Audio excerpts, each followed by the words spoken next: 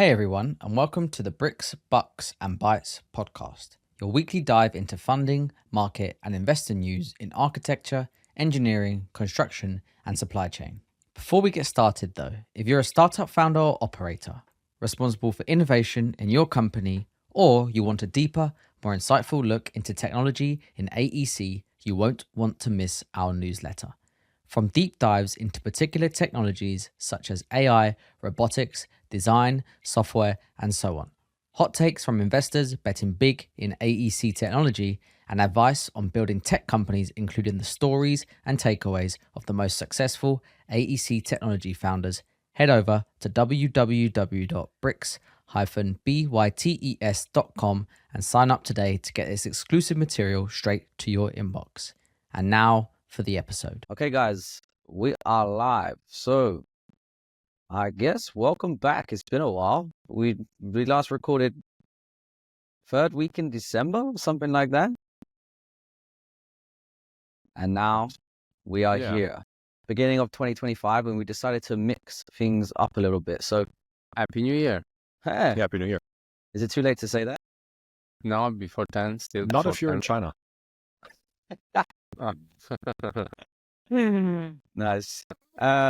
Okay, so yeah, we decided to put this into a live format and the primary reason behind that thinking was to invite some of our audience to ask some questions and maybe just hang out and listen to us shoot the breeze, as Patric would say, live.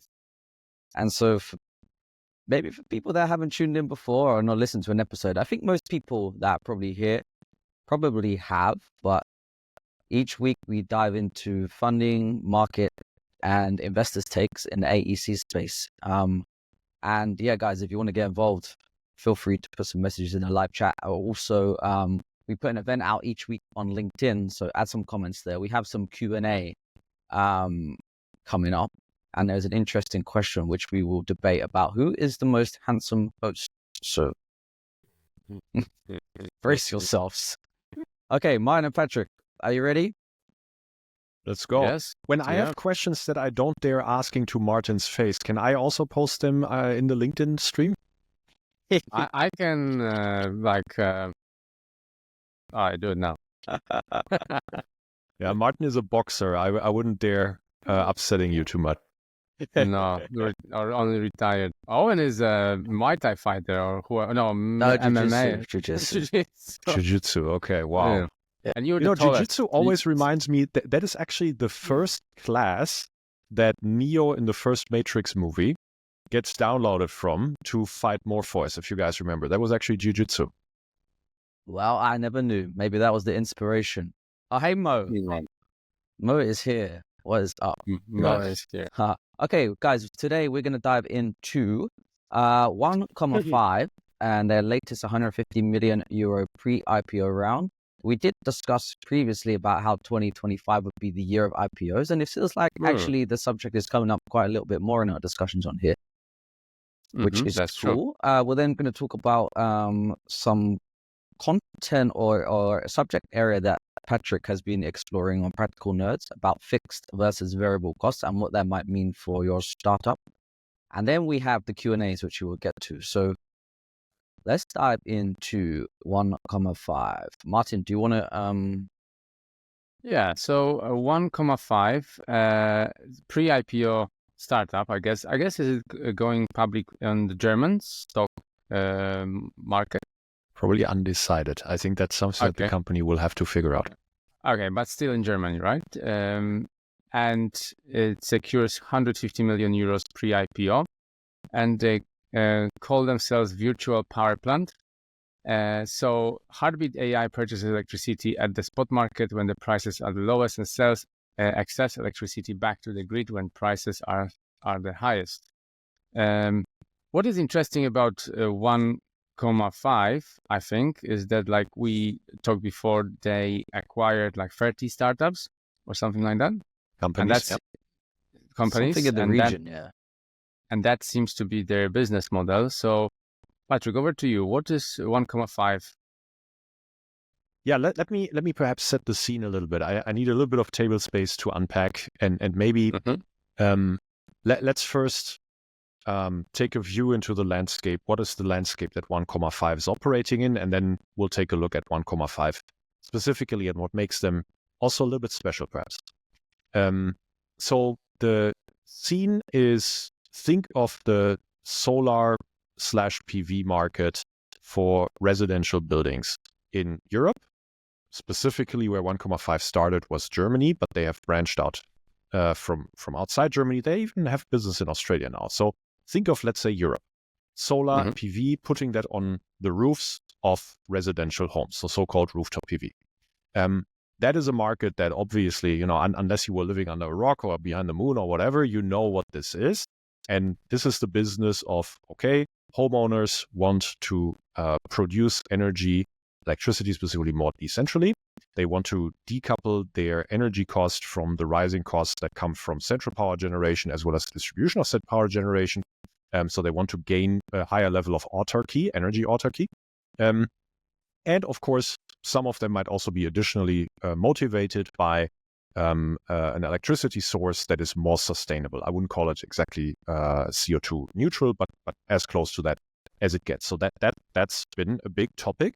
It has received a lot of subsidies over the last 20 years, which have slowly phased out.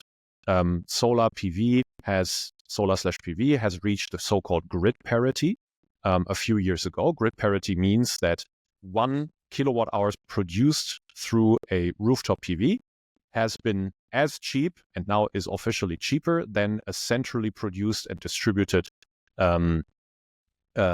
kilowatt hour through a traditional fossil power plant. So that's great, which means that there is actually a business case and not just an ecological case for PV. It just makes sense. That's why the subsidies also were able to slowly be phased out. That's the market in which the German unicorn Enpal used to play for, I believe, now maybe or close to 9 years. So the Enpal is a unicorn, and maybe it's about 9 years old at this time. And 1,5 was a latecomer to this market. So they were founded by Philip Schröder and his team in 2021. And Philip was previously a part of the European team at Tesla. Before that, he was part of the team at Sonnen, which was another PV company here in Germany. And so he and his co-founders founded 1,5 in 2021 to attack that solar PV market. There are a few bottlenecks that Philip saw. One of them was the installation capacity. In order to actually get all the demands satisfied with proper workforce supply. Another bottleneck that Philip saw was that at some point you need proper control software in order to potentially create virtual power plants, another big topic.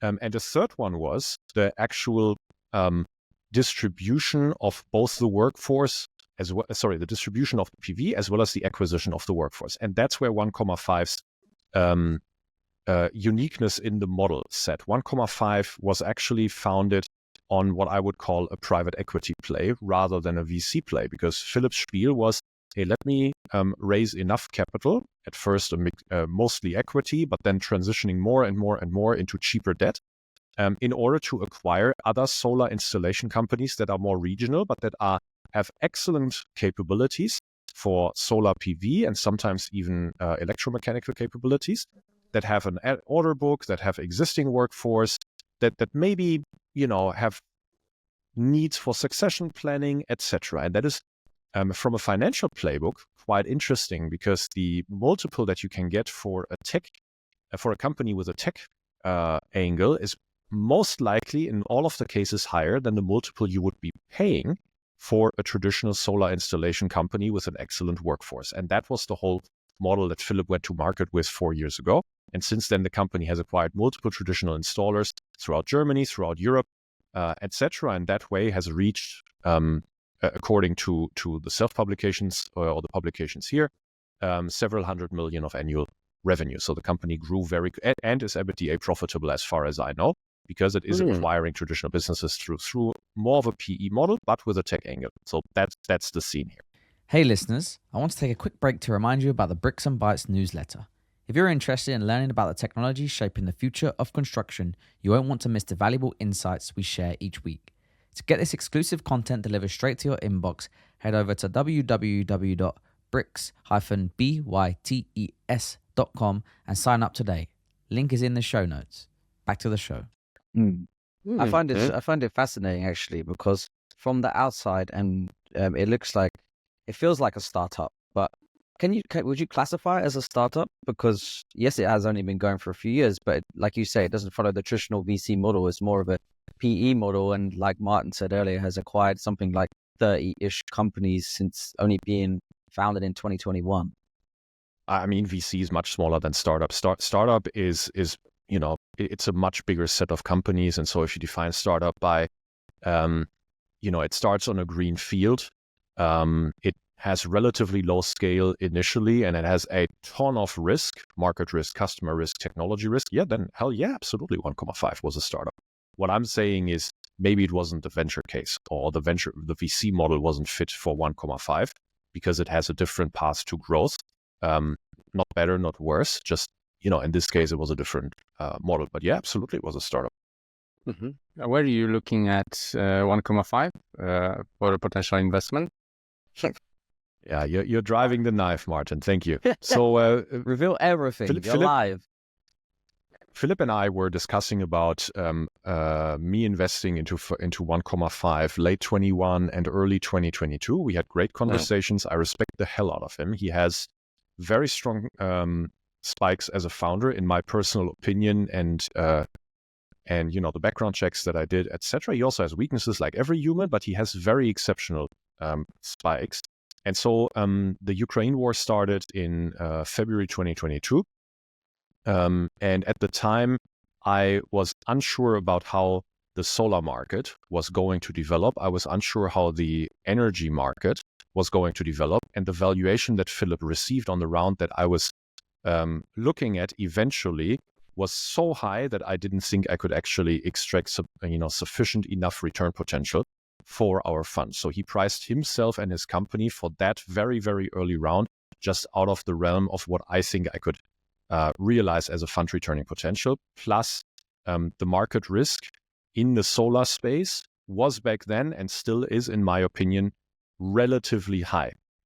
Now, if I know your next question, Martin, do you regret it? So let me just preempt it. Financially, maybe, but returns need to be risk adjusted. And here, the solar and PV market, I come from energy. Many people know this. So it's just not a market I want to play in. And sometimes you have to pass on opportunities if you're not the right investor fit for the company, the valuation doesn't fit, etc. So financially, it could have made profits for us.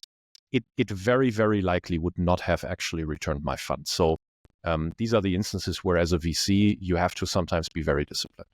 Okay, thank you. Maybe a bit technical question here, like financially, but if the company is was at 450 million pre-IPO, it was founded up to 450. Yep. Yeah. Can you assess what's the market cap of it once it is on the stock exchange, or that's not possible? So a company like this, okay, so let me respond in two steps, Martin. So the 450 million, just for everybody's context, is not pure equity funding as far as I know. And it also makes sense because 1.5 would be well served to actually raise a lot of debt in order to finance acquisitions. That's just a financial leverage play that you can do in their growth model. So raising 450 million of equity, I don't think that's what's being meant here. And I also don't think, but I don't have privileged knowledge here. That's just my personal assumption. The 150 also is not only equity. It serves the company just better if you just raise enough equity that you need in order to unlock the portion of debt that you want. So most likely the 450 is a smaller portion of equity and a larger portion of debt. So just for context.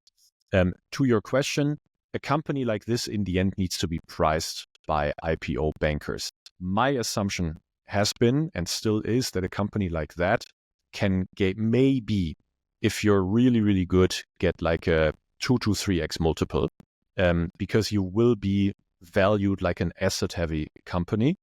You will be valued like a CapEx-heavy company.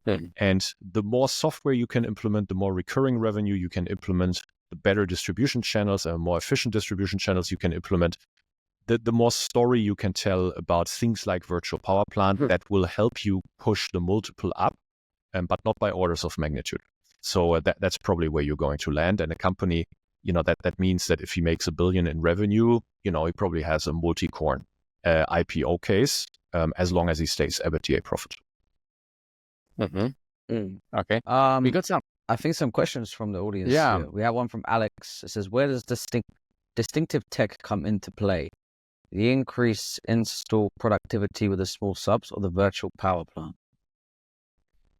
Yeah. So here, my knowledge of 1,5's latest model is it's just 20 months outdated or 24 months even outdated. So Alex, what I cannot respond to what 1,5 would have today on technology. So let me rather respond with, let's say, a broader market response of what I've been seeing from similar companies as a total set.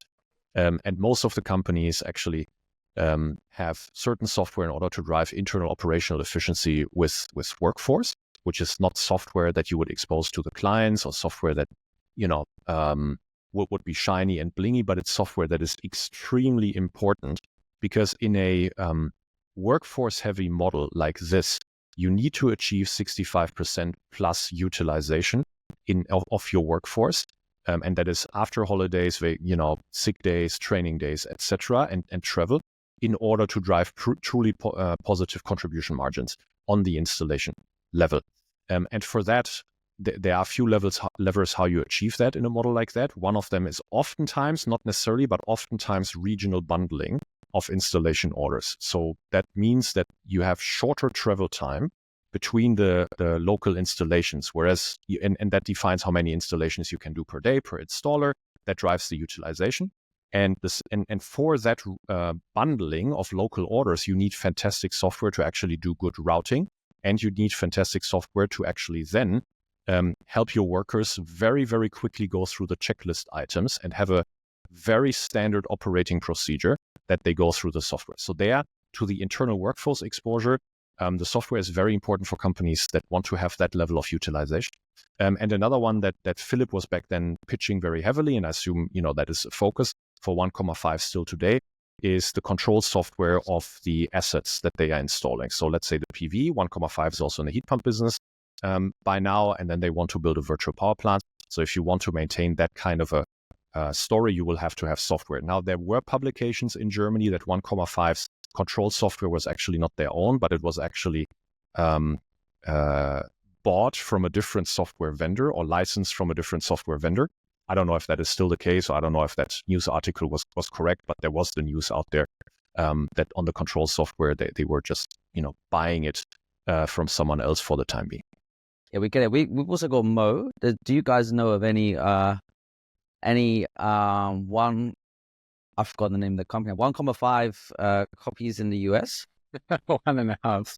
1.5 copies. That's all I read earlier, and I said, "What the hell is he talking about?" US equivalents.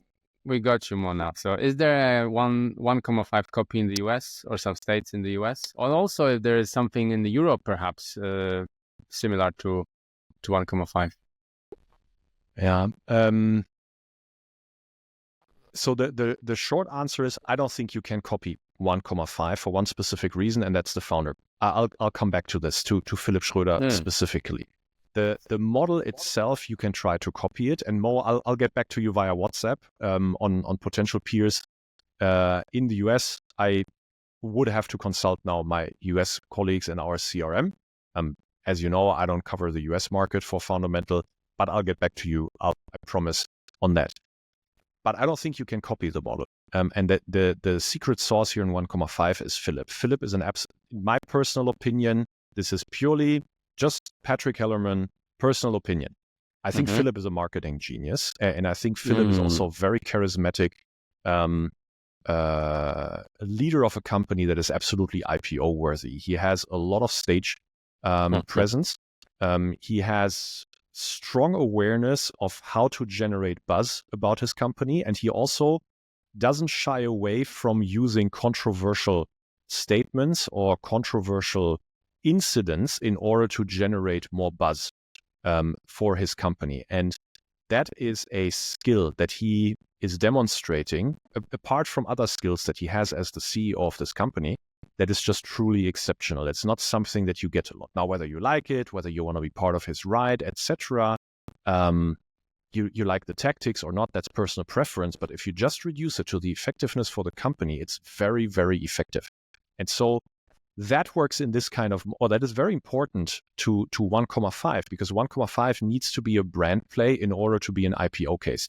In my opinion, if you make it a boring utility or you make it a boring workforce management company, you're shooting for a strategic or a PE exit, which is not going to give you the multiple that you want, etc., etc. You need this to be a brand play, in my opinion, in order to be an IPO case. You need someone that can spin narratives and will them into existence, talk them into existence, which in my opinion, Philip has done. I think we will get on to some similar plays, because I believe that Philip may have at one point been inspired by the beef between Kanye West and 50 Cent in 2007. What was that about? It was like a marketing How play. so? Yeah. So, Martin, do you have the article on share screen? Yeah. So Patrick said charismatic marketing genius, and So there was at some point, beef on LinkedIn, as far as I'm aware, between him and a competitor. Yeah, so 1,5 is not allowed to call itself market leader for climate protection technology. And I think the background was that there was another company, Enpal. Enpal, that sold much more installations than 1,5. And there was a court case that I think 1,5 lost, and they cannot call themselves market leader because they simply did less sales than the real market leader. Martin, I know you have some interesting takes on this. Interesting takes. Well, I think I was just actually curious because I don't know if it's a German courts that like who picked it up, and is it because like in the UK I find there's like so many companies or people claiming something like the best, like saying the best or market leader as an example, or like whatever that is, and this just goes without any Repercussions, right? Exactly, and the customer is there to judge if a company is their market leader or the best or not. And we see the customer most of the time is not a specialist in the field, and and it just sometimes, well, it's annoying, really. That's what I'm going to say. So I will not offer an opinion on this. I will not tell you where I stand on the side of the argument, whether this is good practice or bad malpractice or whatever. I will not tell you where I stand. I'll just offer I'll try to offer a objective observation here. So in this case that you brought up here, Martin, I believe it was a regional competitor, the CEO of a regional competitor, that noticed that 1,5 on their website used this term, market leader for climate protection technology, etc. And so, I mean, is that now really harming the business of the regional competitor? You can debate whether that is the case. It's very hard to prove that it is, and it's very hard to prove that it is not. But it is certainly a fair observation that if you make claims that also need to be factual as much as they can be, as long as they seem to be objective to a client. And that is what the regional competitor he has litigated for, and apparently received positive approval by the German courts that this is not a fact-based claim and is objectively not correct, and so it should not be used in customer marketing. That's important, not just because, so it was a competitor that brought this up, but actually the courts are interested in this not because of competitive reasoning. They are interested in it more because of customer protection. Because the customers in the sense of customer protection, the authorities pay attention that the customers are not being manipulated, confused, etc. And whatever claim you make that is appearing to be factual or objective needs to be factual and objective. And within marketing, there is allowed a zone outside of that, which is obvious embellishment, or it can't be proven factually, etc. That's a different case. But here, apparently, the court thought that was not. What's also quite funny and to bring it back into the context, Philip is everything that I know about Philip. He has several exceptional spikes. and marketing and PR is one of them. And that's something that you actually, for an IPO case in a market like this, can benefit from in your company. Okay. I think also what's funny at the bottom of the article is that he mentions that he loves competition and that him and the founder of the other company speak daily. Okay. Yeah, so I have one more actually on maybe this. they shout at each other. I don't know. Maybe they plan PR and like what Maybe. risks can we put out to cement and grow our position in the market? Yeah. That's so- right? I mean, that's right? I mean, that's one of the principles of PR. Like if you're boring, at some point you're running out of steam. So sometimes you do have to create also a little bit of controversy. I mean, that's something that people have done. All PR is good PR, and it's proved because we're talking about him now. You just said there is this fantastic movie. I forgot what it. Sorry, we're doing a little bit of movie fun facts today.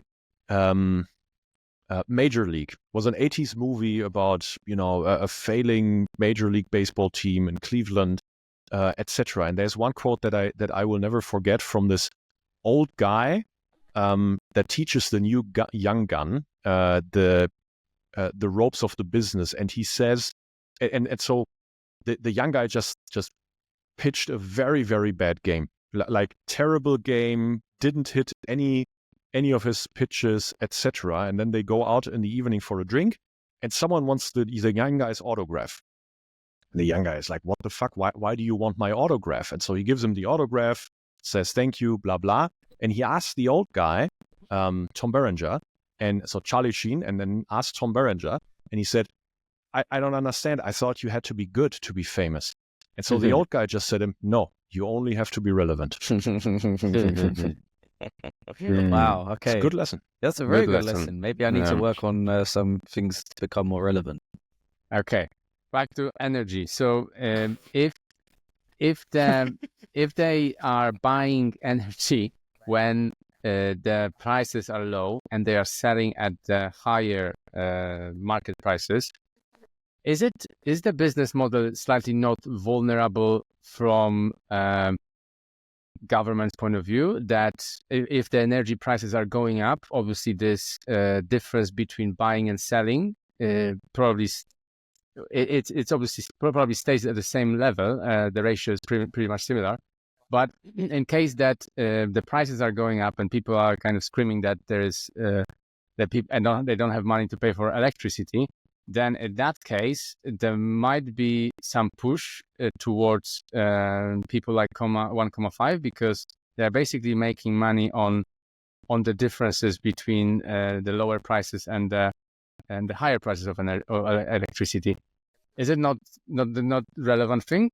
You're picking one subset of the potential of a potential future business expansion of 1,5, and that is the virtual power plant that would be marketed to the wholesale market. So now we're getting a bit technical into energy markets, Martin. But let me just explain. So one business of 1,5 is let's sell and install rooftop PV to building owners. That's where they also compete with NPAL, for example. Another business is let's do the exact same thing for heat pumps. So let's sell and install heat pumps to building owners. There you can, but you don't have to have an operating component. So as 1,5, you don't have to be the operator of said assets. And a PV anyway doesn't need operation other than making sure that the energy or the current flows correctly and that it gets fed into the grid or not fed into the grid. But there's no steering component to it. To a heat pump, there slightly is. But in general, all of that locally produced power is either used locally or whatever is excess is being fed into the grid, but with no virtual power plant to it. A virtual power plant, so that is the other business side that you are now referencing, is when, if you dumb it down, basically means I have control software for multiple decentral power generation assets and demand assets. So the power generation asset would be the rooftop PV. It would be the heat pump. Sorry, power. Yeah, that would be the rooftop PV. And then the demand side would be I have the heat pump. And so these can be used in order to balance a grid, because the grid physically always needs to be balanced between input and output of the electricity. And so that I typically market in two markets in energy. I market it in the balancing energy markets, and I market it in the wholesale energy markets. For that, I need a license. I need to be a licensed virtual power plant operator. I need to be recognized as an entity that can bid in the balancing energy markets and that can be bought in the wholesale energy markets. And in that market, you're correct. I actually make my money on the spread between what it cost me to produce and distribute and what someone pays me for the kilowatt hour. And so there, the higher the spread, the higher the volatility, the better for a company that actually runs a virtual power plant. If you know what you're doing, if you run a tight ship on the trading side, etc., the more stable the energy prices become, usually you can make less spread. So there it becomes much closer to a trading business. Yeah, I just think like in the light of increasing energy prices throughout Europe and having like very bad insulated homes in many cases, it might be, someone might say that, oh, these companies cannot make money on people and the business model kind of vanishes straight away. Or it can be limited to certain amount of spread between the buy and sell. So, but it just obviously I just imagine this scenario. So it's not something. I mean, it's not a business that you should underestimate. It depends on how much scale you can have on it. So when I worked for E.ON, the world's largest investor-owned utility, E.ON had a complete trading business unit that made billions in profit every year just by purchasing energy and reselling energy on the wholesale market. Think of it like an investment banking division just for energy. So obviously the wheel that you're moving there, the wheel that you're turning there is very, very high if you have the capitalization. Now, if you're limited to having a couple thousand or couple 10,000 of single family homes and their assets, you're not a relevant player in that market. Agree. It's just not the scale. So that's something where, you know, you have to be 100 to 1,000 times bigger in order to be at that size of a trader. Yeah, so it's not something that just emerged. It's been going on for decades, perhaps. Absolutely. Okay. Shall we move on to fixed versus variable costs and maybe some takeaways from the practical nerds? How about we touch on the question from Amal? Let's go to that one at the end because it's more of an open question, a bit more generic. Okay. Sounds good. We'll keep to the subject. Just one other point that I think what would be very interesting from maybe me and hopefully our audience would be to maybe do an episode on mergers and acquisitions as a growth strategy, because it's not something that comes up too often in certainly the tech world. And if you're, or at least not on my path. Yeah, I think we both hear it for the first time. Like someone buys 30 companies and goes public. I mean, you should just litigate 1,5, get Philip's attention, and then invite him on the podcast. Here we go. Should we bash him more on the marketing? Let's do it. Then we get a masterclass. That is not required because that is an absolute skill of the company. And no, apparently you have to litigate. To be fair, that's something he would probably really like and respect. Okay, so we go on fixed and variable costs. So Patric, on Monday, I believe you guys released an episode talking about fixed and variable costs and why you should have mostly fixed costs in your production operation. Is that correct? Yes, that was a question. Did you catch me, Patric? Yeah, I think I have. Sorry, there's a typical let's go live on LinkedIn lag that Shu and I were having when we did live episodes on Practical Nerds. So this is thanks Microsoft for a great product and infrastructure. Okay, so here let me just give the main message, because this is something that can be very financially nerdy, and maybe it can also, because of that, be less interesting for several people. So I'll just try to hone it down on the message. So in a pre-SaaS era, most companies, when they produce something and sell something, would produce with a lot of cost of goods sold. And that means that it's difficult to scale, because the more you scale your revenue, the more you scale the cost to produce your revenue. One of the exceptions to that pre-SaaS was media content. Think the Gutenberg Bible. I produced the content for the Bible once. I set up my Bible printing press, and now I could print it for as little incremental production cost as possible. I could distribute it relatively easily. And so that means that if it had been a revenue business, my revenue would scale much faster than my cost. That's what SaaS, the enterprise SaaS especially, or software as a service also outside enterprise was, right? I mean, finally, someone was able to produce at the benefits of software, but now get a lot of recurring revenue. So I was converting a lot of variable cost into fixed cost in my own P&L. But the problem with that, or the limitation of that approach is, and why I find it so fascinating in the context of AEC is, well, but you're selling fixed cost as well, because the license you're selling to your customer, the number of seats, or maybe it's a flat pricing where you can have as many seats as you want. Let's say you're selling into an enterprise your software for 100,000 a year.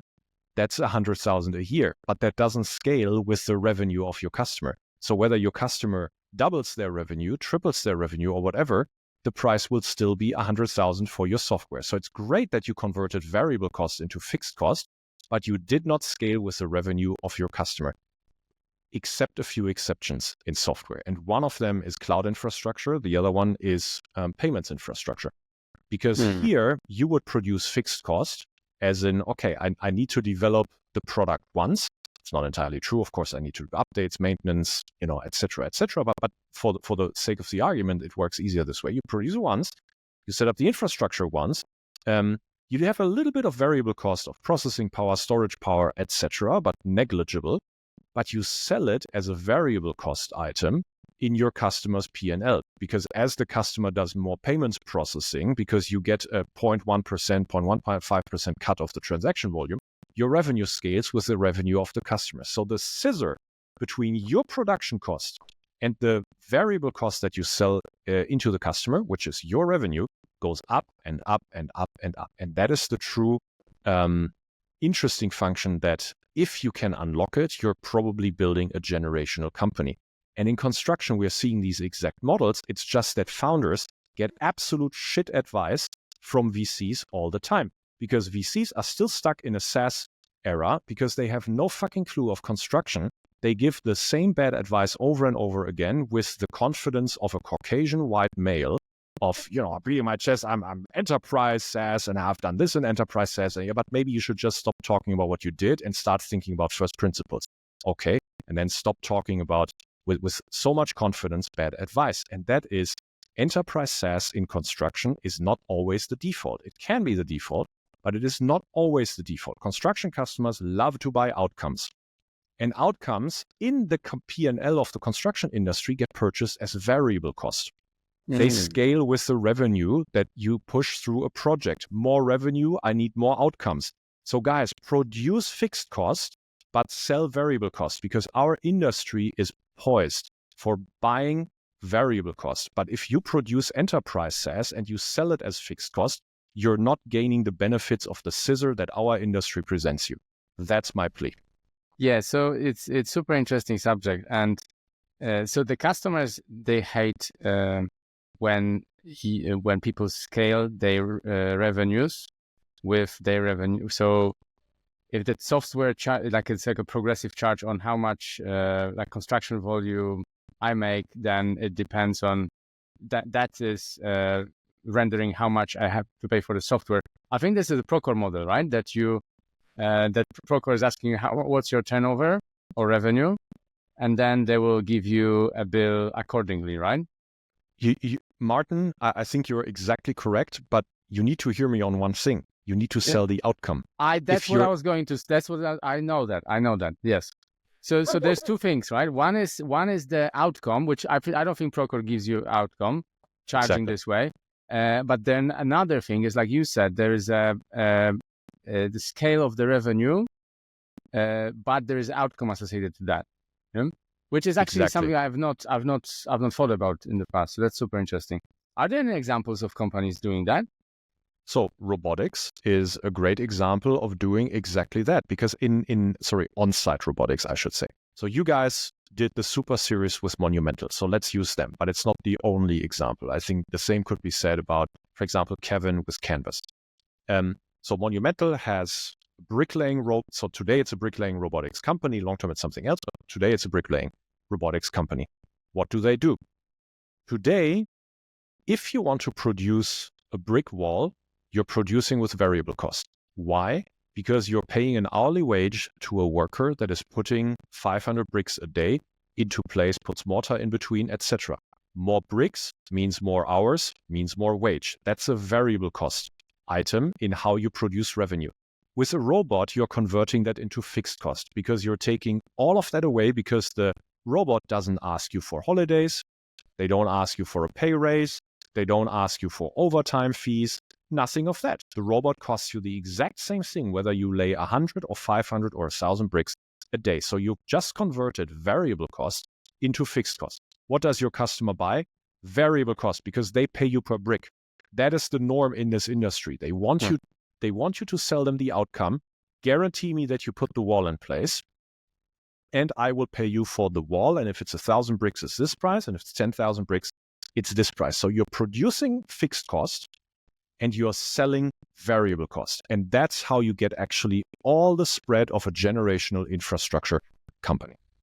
Okay, so I'll give you my intuition and please push back on this.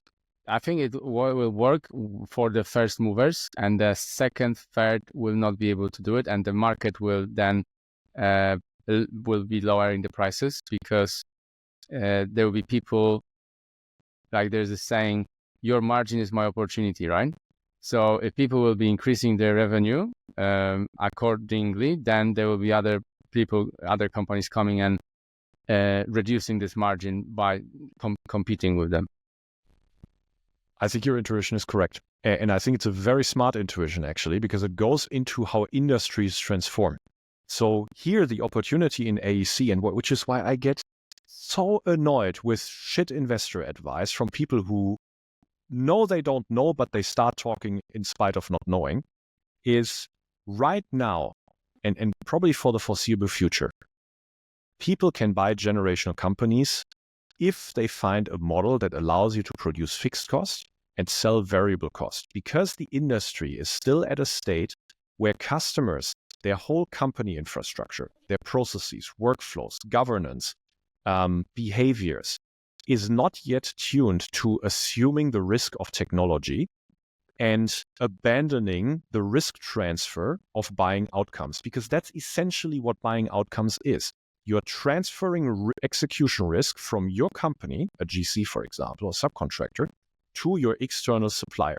And in a project-based model like ours, where risk is behind every corner and delays and all the financial penalties that come associated with that, this industry has grown by transferring risk to other parties that are more competent, parties that are more focused. That's how you get 100 suppliers on a work site on a given day, etc. And that is the ingrained model in this industry. It's not the case in manufacturing. It's not the case in retail. It's not the case anywhere. It's in this industry, which is why this model is perfect in this industry. But to your point, Martin, as this industry matures, as it learns to relay its pipes, its infrastructure, as the people become better at predicting the outcomes of tooling, of software, of new infrastructure, as they trust that they are able to operate it in the new, processes that they have built, less and less outcomes will be bought. It doesn't mean we go to zero outcomes just because the project model requires you to transfer risk to a degree, but certain risks might not be transferred anymore. And that's exactly, in my opinion, what you are saying, Martin, that I have to agree with. So now is the window of opportunity where you can build generational companies like that, but maybe in 10 years not. Very good. Guys, we have maybe 5 or so minutes left. Shall we go into some of the Q&A? Sorry, I'm really monologuing. That's okay. Which one? So where should we start? So Amal, you asked the question about how is the SMB market for construction tech SaaS in India. Maybe we should invite Shubham in the next few weeks or so to answer that one. I'm sure that's an interesting. I don't think I'm. You want the OG, Aman. I'm not that. So we'll get Shubham. Yeah, silly question. Sorry, SMB. Small and medium-sized businesses. Yeah. Okay. I'm the one. Okay, so Anne Mugo asks, how do you see the upcoming IPO of 1,5 impacting the AEC tech landscape? Who wants to go first? Patric, please go on. Okay. So 1,5 is only adjacent to AEC, which is also why, for example, in the quarterly statistics that we publish here at Fundamental, we're not using 1,5 or NPAL as counting into AEC, just because this is more of energy than it is a construction type business. But there is obvious adjacency, which is also why we're picking it for today. But I wouldn't call it pure play AEC, and I wouldn't even call it 50% AEC. But that's just a contextualization comment. In general, I don't think 1,5 will be able to IPO in 2025. I have no proprietary insight here. I have market insight, but not into 1,5. I think the company is more likely to find its window perhaps in 26, 27, and a few things still have to break your way in order to make that window. But if and when it happens, it's always positive. It's always liquidity events are the lifeblood of this industry, because we're such a by this industry, I mean venture capital. We're such we're an industry that binds capital for such a long time that truly when liquidity events happen, this is what unlocks more capital flowing in. And you heard me talk about this a lot. It's always a flywheel. It's great capital attracts great founders and great talent. Great founders and great talent attract great customers. More customers attract great traction, which attracts more capital, and it's a flywheel. And so the liquidity events here will attract more capital again, more people, etc. And also we're breeding more talent, right? So the more funding you get into exceptional companies, the more talent you will get into it, and you're creating a new pool of people that will found the next generation of companies. And for that, 1,5 is one of the ones that will help the ecosystem. Also, if you're interested in the IPO market within AEC Tech, it's worth checking out Service Titan, which was the back end of last year, right? But also predicted this year, infra market and equipment share, I think is one that's potentially. I don't know if you guys are aware of any others that might IPO. I mean, in India we have a pipeline, so Zetwork might, Off Business might. I don't know about Moglix. Blackbuck just did, so that's in the logistics space, not AEC, but something that we cover here at Fundamental as well. I haven't talked to the investors of Mano Mano, but let's not forget Mano Mano. Mano Mano is a pretty interesting construction materials e-commerce company, also a unicorn here in Europe, has reached substantial scale. Maybe they're preparing one. Okay, next question. Derek asks, who is the most handsome host? And I will just answer this quickly and say, if you're watching Bricks and Bytes to look at the hosts, you're probably in the wrong place. Should we go to Anton's question? Anton, last. I mean, Hey, but Patric is the tallest. Patric is the tallest. So Patric is the tallest, and I think, Owen, you might be the most athletic in your current state, but I think Martin has the most sexy body for the other gender. I have to say.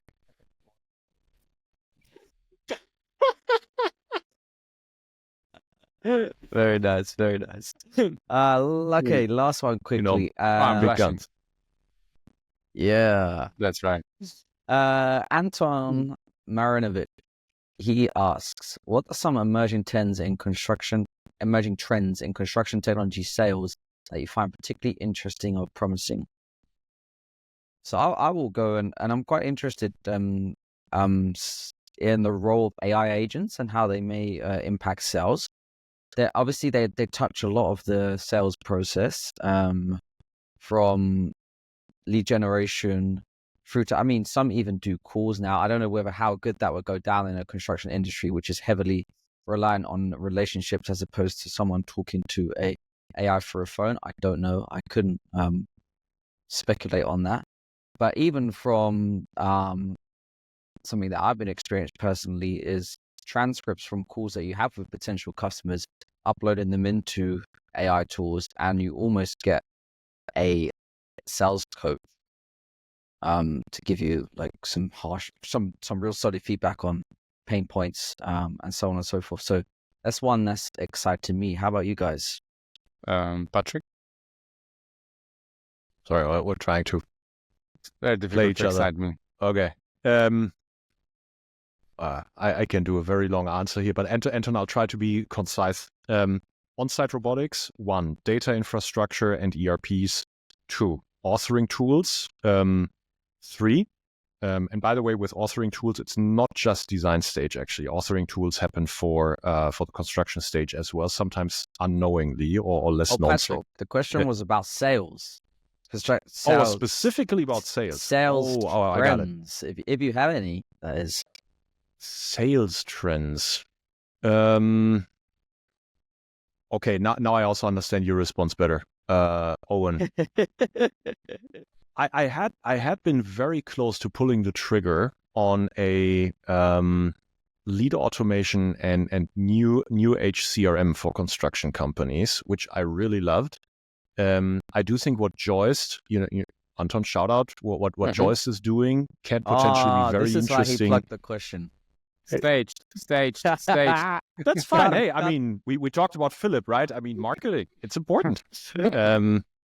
I think it's very interesting, and I'm not an AI bull at the current stage, and I think that much is clear. But I do think AI will have the first. When we're seeing it in other sectors, will have the first applications actually in sales and marketing functions. It's the most transactional part and the one that is the least connected to what's happening on construction site and the pre-con to it. So I do think there's a very interesting case there. Very specific trends with regard to the sales side of it. I would have to punt on that because I haven't met too many founders who have actually educated me on how I should think of it. Guys, what I would and say, that's my job in the end. is we have an episode coming out in maybe 2 weeks' time with Scott Wolf, who was the founder of LevelSet, which sold to Procore for 500 mil, and he gives some very good sales and marketing strategies in that episode. Yeah, but also on these all strategies, I think if you don't have a good product, you can Sorry, think was about Anton's question about strategies or was it about technologies for sales? Construction technology sales. Emerging trends in construction technology sales. Hey, Anton, we'll invite you on here and you can give us the sales playbook. Yeah. There's also 2 more questions I can see, or maybe even more than that, 3. I missed these. Yeah. What about 1,5 model with outcome as a service? That's from Mo. I think, Mo, that's inherently what it is because 1,5 is assuming the risk of actually installing the rooftop PV. So I would classify them as outcome as a service actually already in the current model. Mm-hmm. Alex is asking now, the concern with outcome as a service is venture generalists trending to value companies at less X than for standard SaaS. Do you agree with this statement? Is this a tougher sell to get right funding? In the end, okay. First of all, I wouldn't be worried how venture capitalists value my company. I would only be worried how the public markets or the exit markets value my company, because in the end, the venture capitalists will derive. We're a pretty simple bunch and simple profession. We will always derive with a little bit of a delay how the public markets will value our companies, how we should be valuing them. So that's just a general clarifying comment. Now, how the public markets will value this. I like to think of it in terms of first principles, Alex. So why do SaaS companies that have a recurring revenue model get valued at an average, 10x? The reason is in the first principles, because think of it like this: retention is cheaper than acquisition. The more revenue I can retain, the cheaper the cost for the next euro of revenue will be, because I don't have to acquire it with a lot of cost and effort, etc. So in the end, the fundamental principle behind valuing ARR companies relatively highly is that retention is cheaper than acquisition. There are a few other reasons, but that is the core reason. So if you can have a model where your next euro that gets your dollar that gets acquired is actually cheaper than the previous one that you acquired, you will get valued with the exact same multiple. Cloud infrastructure companies, fintech companies have different multiples, have different multiples, but actually the next dollar that they acquire is relatively cheap. And that's why they can also reach insane scale. So that's the principle I like to think of it. And when I think of OAS companies, that's also the question. One of the questions I have to ask myself: hey, will this company be able to produce and distribute outcomes at such an enormous scale that first of all, that they grow quickly at some point, and secondly, that they can distribute the next dollar for cheaper cost than they did the previous ones. And several of the OWASP companies that I know can actually do that. Sometimes brand plays a role. Sometimes it is that the market is just insanely big and the product is perfectly fit for it, etc. So these are the kinds of plays that have a potential to be valued in the same valuation range because they satisfy one of those first principles. Very good. Last one from Mo, and then we'll wrap this up, will be, what about 1,5 model with outcome as a service? Made up example, a highly tech-enabled structural engineering firm with AI, which starts out in a region, but then buys more and more other engineering firms and delivers service, but with much better margins. I want to back that firm. Exactly. I'm actively looking for these. Absolutely. Martin, I think you are the preeminent person to start such a firm. Yeah, 100%. And again, this, by the way, sorry, Mo, I love that you bring this up, Martin, because this is exactly what the topic of fixed cost versus variable cost is. So you are selling variable cost into the P&L of your client. Martin, your clients don't want your man hours. They want your stamp. They want your design. They want your engineering. They want your report. They want your file, and they want your stamp. And that's why they pay good for it. So and they want your athletic body. The guns, exactly. And now if Martin manages to replace the person hours that it costs him to produce variable person hours into fixed cost, that's how you get the spread that I was talking about. I love, Mo, that you're bringing this up. Thanks for clarifying. I think it needs to be a specialist activity within engineering rather than general engineering, because it's just way too broad, complicated, and depends on the regions. So maybe actually not, but I always see biased a little bit. But I think definitely that's something I would love to be. There's I want to also give an example here, because Mo, what you're describing is, I think, bang on. And here's an example. I will not give the name because I'm hoping to invest in the company at some point, and I keep my things to myself. Whatever. It's a firm that we here at Fundamental are tracking, and the firm started developing something like CAD software for structural engineering for a specific target group, and they built good software, but they struggle to sell it. Why? Outcomes. The answer is always outcomes. People don't want to change the behaviors. They already have software, blah, blah, blah, blah, blah. Yes. And then this company realized, well, but actually they are purchasing the report. They're, either their customers or the customers that we were trying to sell to were purchasing these structural engineering designs. So now they said to some of these customers, hey, can we actually sell this, etc.? Yeah, I'm buying this 100 times a year at a price point between 5,000 to 15,000 per house.